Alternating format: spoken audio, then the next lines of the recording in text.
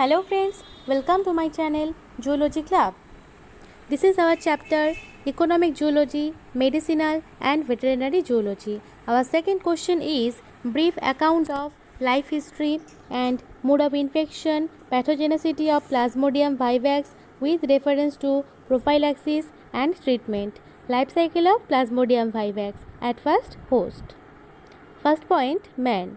Asexual cycle is passed in man in two phases. First phase in liver cells is called liver schizogony. It involves multiple fission forming merozoites at the end. Second phase is completed in red blood corpuscles. It is known as erythrocytic schizogony. Then mosquito. Sexual cycle is completed in female Anopheles mosquito. It also involves two phases. First phase is gametogony and the second is sporogony. Gametogony is concerned with the production and fusion of gametes, and sporogony is post-zygotic multiplication resulting the formation of infective individuals, that means the sporozoites. Then asexual cycle of Plasmodium vivax in man.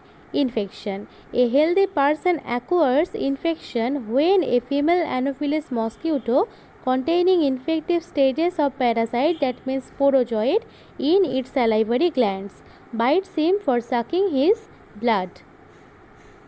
The mosquito punctures the host skin by its proboscis and first introduces some amount of saliva into bloodstream. Along with saliva, thousands of sporozoids contained therein are also inoculated. Then sporozoites. Sporozoids represent the infective form of parasite. These are small, spindle-shaped, slightly curved, and 11 to 12 micron in length and 0.5 micron in width. Then liver schizogony. Within half an hour of their entry into the bloodstream of man, sporozoids take refuge in the liver parenchyma cells. The sporozoids remained within the parenchyma cells for about 7 days. During this period, each sporozoid develops into a schizont which carries on multiple fission or schizogony. Then perierythrocytic cycle. This phase of multiplication within the parenchyma cells is called pre-erythrocytic cycle. Each schizont produces about 1200 merozoites. These pre-erythrocytic merozoites are set free by the rupture of the schizont.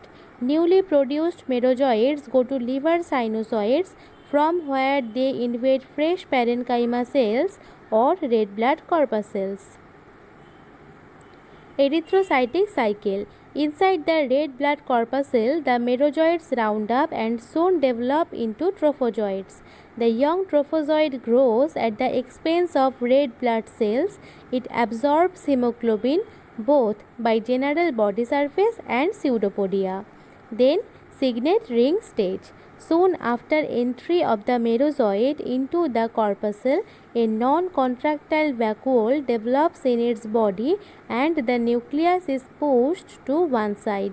The shape of the trophozoid resembles a ring at this stage and is called signet ring stage. The vacuole disappears with further growth. A full-grown trophozoid assumes a round shape and occupies the whole of RBC. They are found to contain yellowish-brown hemoglobin pigment.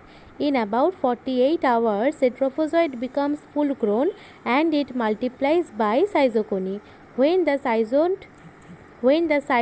bursts, a number of erythrocytic merozoites are set free. The merozoites enter fresh red blood corpuscles and the cycle is repeated.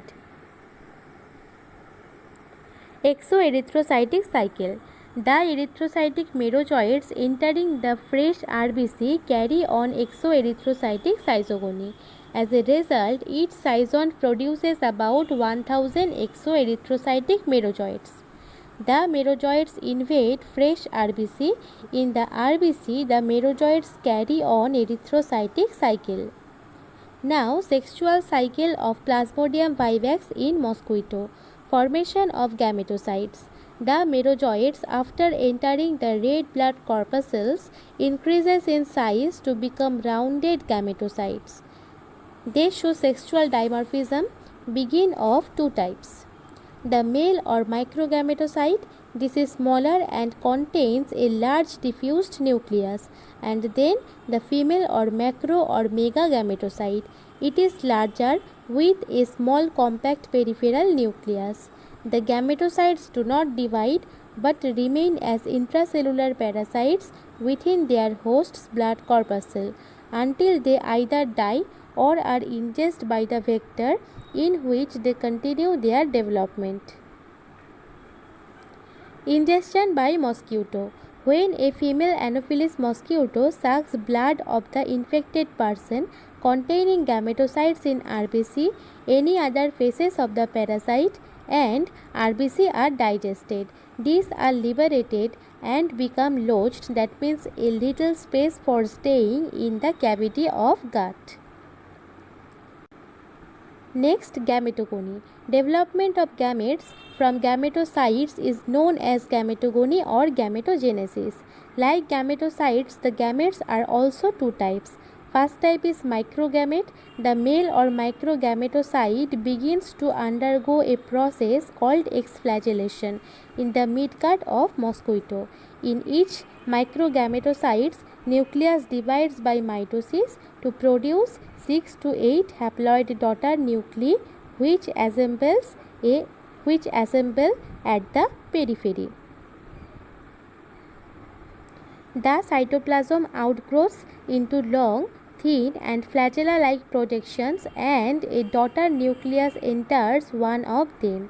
These projections break away as measures from 20 to 25 micron in length. Megagametes or macrogametes. The female megagametocyte or macrogametocyte undergoes some recognition and become female gamete, that is megagamete or macrogamete, which is ready for fertilization. Fertilization. 10 minutes after its ingestion of blood, the microgamete become free and start moving towards macrogametes, and ultimately one microgamete fertilizes one macrogamete.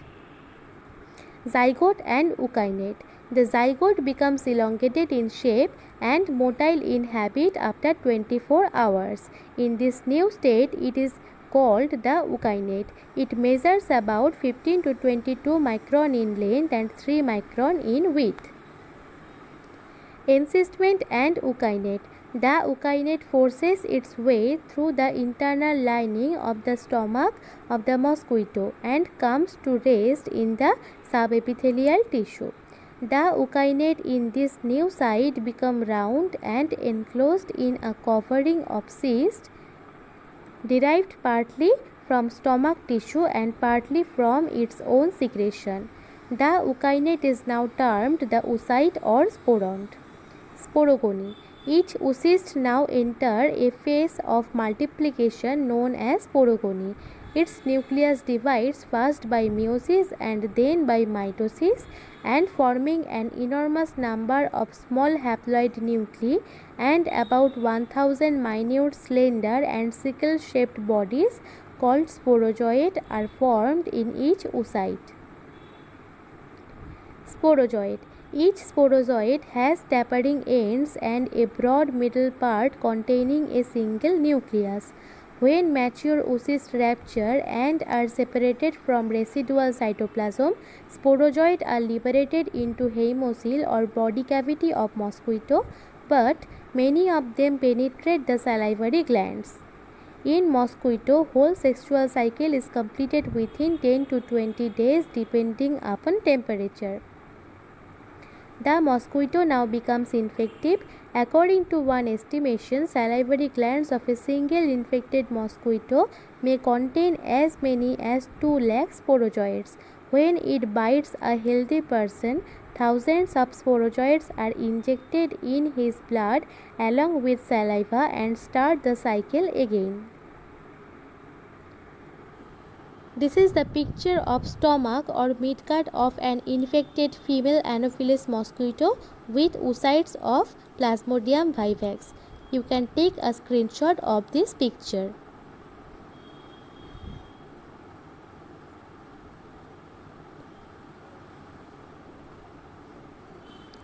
Now this is the picture of sexual cycle of Plasmodium vivax in men.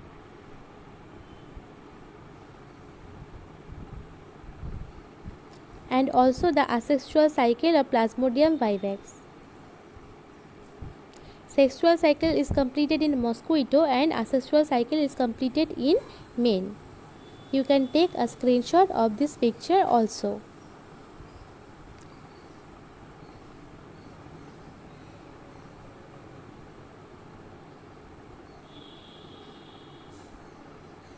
Now, pathogenicity or mode of infection of Plasmodium vivax. At first incubation period. Incubation period ranges from 9 to 30 days, in which 12 days for falciparum, 13 to 17 days for vivax and oval, and 28 to 30 days for malady. Benign malaria. It is characterized by recurrent paroxysms of shaking, chill, high fever followed by sweating, correlated with the release of merozoites from the ruptured red cells.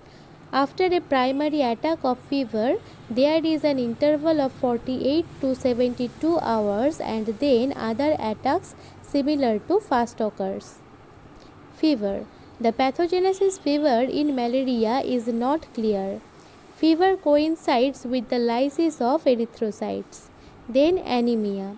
Parasites destroy large number of red cells or RBC, leading to mild to moderate hemolytic anemia. Three types of symptoms are as follows: hemolysis of infected RBC, hemolysis of uninfected RBC, and splenomegaly.